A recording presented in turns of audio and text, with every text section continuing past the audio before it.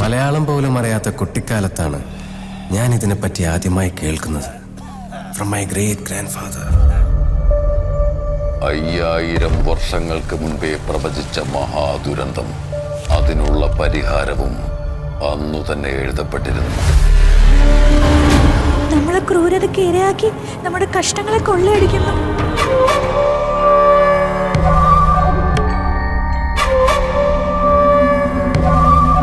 Where is the god?